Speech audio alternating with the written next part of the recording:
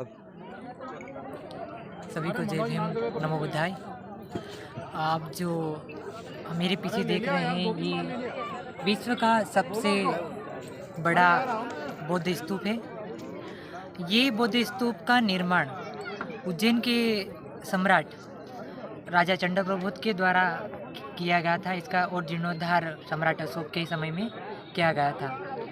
इसका जो आता है कि आखिर का स्तूप किसी पर्टिकुलर तथागत बुद्ध से जुड़े हुए अस्तित्व तो रहते हैं, उन्हीं पे बनते हैं। तो यहाँ पे कहा जाता है जो हमारे जो पुरानी चीज़ें लिखी हुई हैं उनमें यहाँ चंडा राजा प्रबोध के समय भगवान तथागत के आसन दी और उनके चीवर पर ये महान स्तूप को निर्माण किया गया।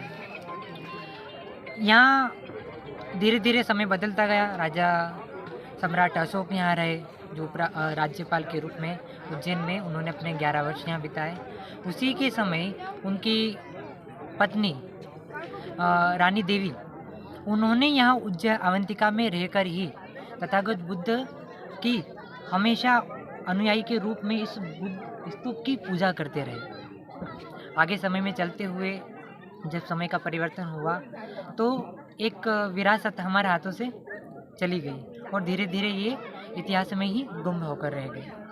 लेकिन जैसे जैसे इतिहास, क्योंकि इतिहास यानी पिछले को जानना, तो वापस हम उन चीज़ों को जान रहे हैं। तो आज धीरे धीरे इसी स्तूप का वापस जीर्णोद्धार की ओर हम कदम बढ़ा रहे हैं और नए रूप में इसको वापस स्थापित करने का संकल्प हो चुका है और इसको साकार भी जल्द ही हो जाएगा।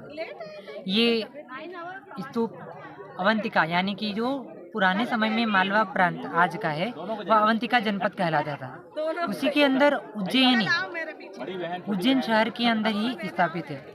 उज्जैन शहर से ही पास में कानीपुरा एक गांव है, उसी के नज़दीक में ये पूरे स्तूप। यहाँ पे करीबन 8 से 10 स्तूप हैं, उसमें से ये विशाल स्तूप है। यहाँ पे आने के लिए अगर आप कहीं और भारत के दूर क्षेत्र अगर कहीं से आ रहे हैं तो आपको मध्य प्रदेश की जो राजधानी है भोपाल, वहाँ से भी यहाँ उज्जैन तक आप आ सकते हैं।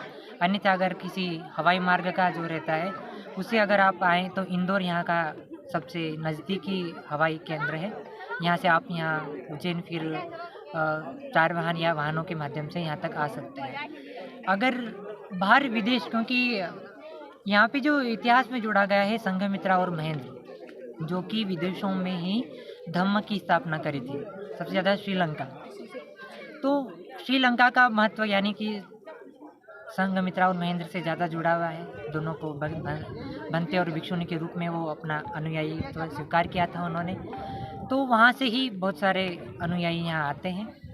तो वह सबसे पहले अपनी राजधानी दिल्ली से इंदौर हवाई यात्रा करके और सीधे इंदौर से उज्जैन तक वाहन यात्रा करके यहाँ पहुँच सकते हैं। तो मेरी सभी देखने वाले जितने भी दर्शक हैं उनसे मैं आग्रह करता हूँ कि आप भविष्य में अवश्य यहाँ उज्जैन महास्तूप पर पधारें।